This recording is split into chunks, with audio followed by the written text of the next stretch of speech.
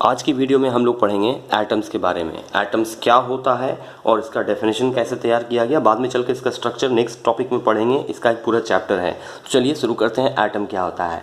Atom को किसी भी मैटर का सबसे छोटा पार्टिकल कहा जाता है। क्या कहा जा सकता है? स्मॉलेस्ट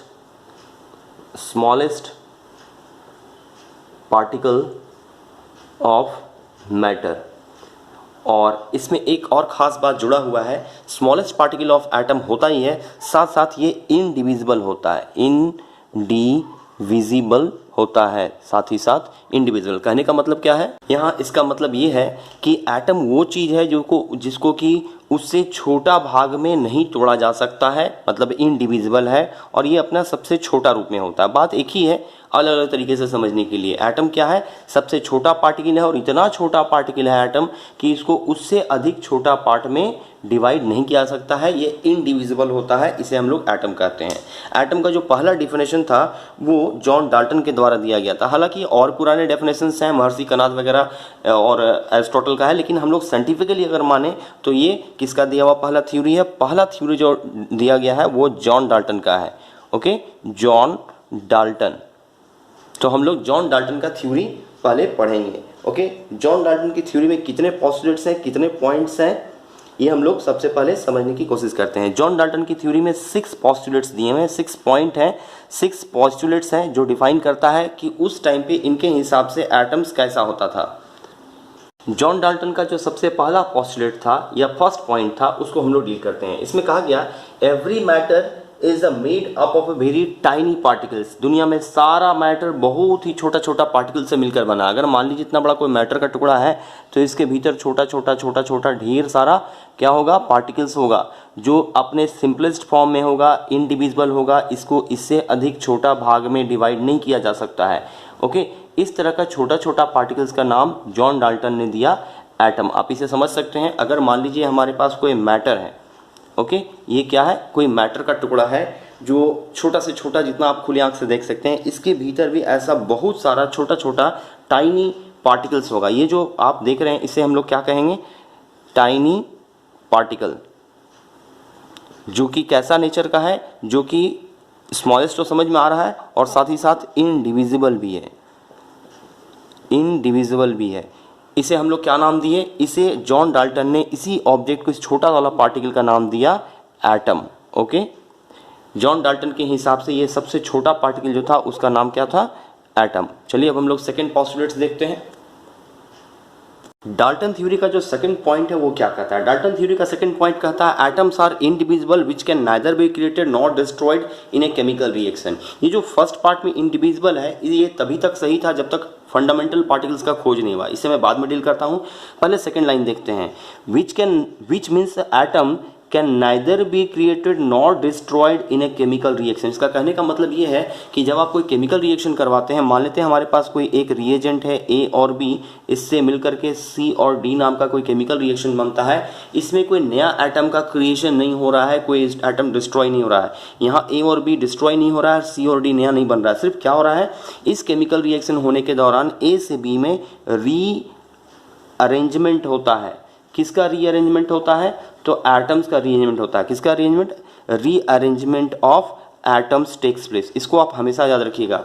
किसी केमिकल रिएक्शन में कोई एटम ना ही बनता है ना ही डिस्ट्रॉय होता है। क्या होता है? इसका रीअरेंजमेंट होता है। अब हम लोग समझते हैं इस इंडिविजुअल वर्ड का क्या मतलब है। यहाँ जॉन डाल्टन की थ्योरी में जो टर्म आता है इंडिविजुअल, इसका कहने का क्या मतलब है? जब तक हम लोग एटम के बारे में, उसका फंडामेंटल पार्टिकल्स का खोज नहीं किए थे, तब तक हम लोग मानते थे कि उसके से छोटा भाग में नहीं तोड़ा जा सकता है।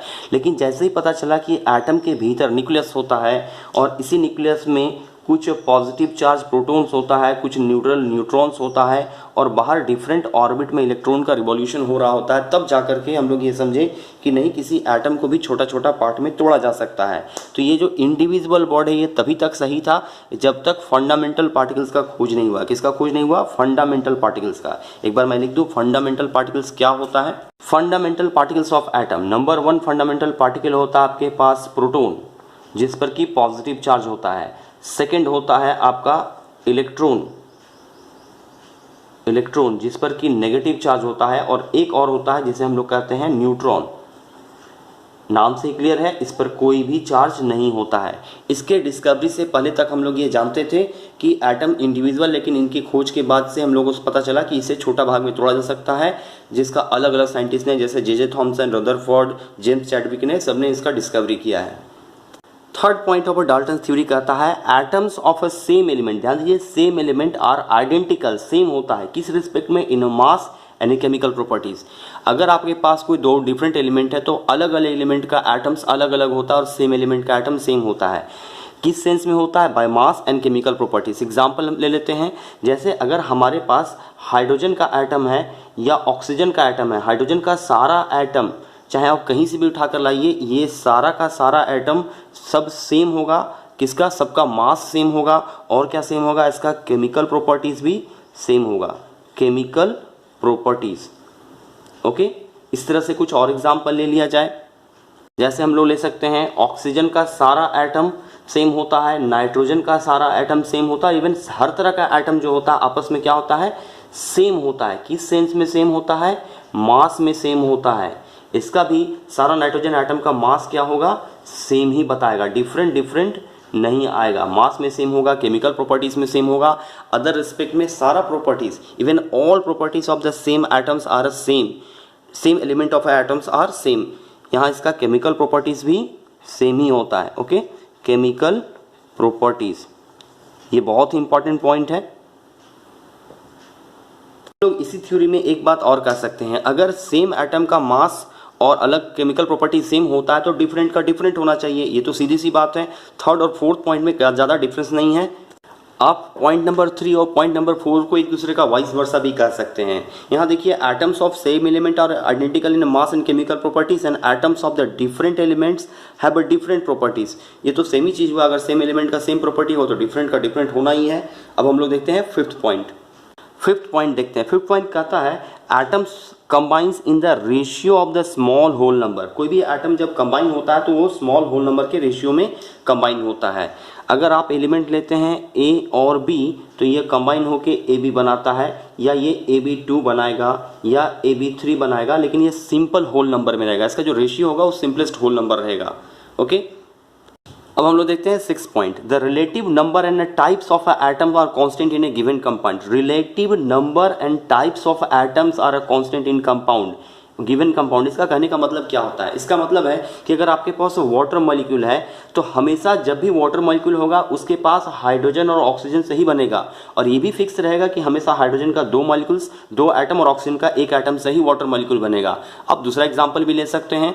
अगर आप कार्बन डाइऑक्साइड की बात करें तो अगर कार्बन डाइऑक्साइड बनना होगा तो हमेशा उसके पास कार्बन और ऑक्सीजन होना चाहिए। देखिए, रिलेटिव टाइप्स की बात कर रहे हैं, टाइप्स देख रहे हैं, टाइप्स मतलब कार्बन ऑक्सीजन, एंड नंबर मतलब यहाँ 1 कार्बन और 2 ऑक्सीजन। आप किसी भी सोर्स से कार्बन और ऑक्सीजन को, कार्बन डाइऑक्साइड उठा कर ले आइए, लेकिन उसमें देखिएगा कार्बन डाइऑक्साइड में कार्बन का रेशियो 1 होगा और ऑक्सीजन 2 होगा, और कार्बन ऑक्सीजन ही रहेगा। इसके अलावा आप कोई भी एलिमेंट ले सकते हैं, एसिड, बेस, सॉल्ट, किसी में भी कोई भी एग्जाम्पल लीजिएगा, कोई भी कंपाउंड। जैसे अगर कोई बोलता है सोडियम कार्बोनेट Na2CO3, तो जब भी सोडियम कार्बोनेट की बात करेंगे उसमें 2 सोडियम 1 कार्बन और 3 ऑक्सीजन का रेशियो होना चाहिए।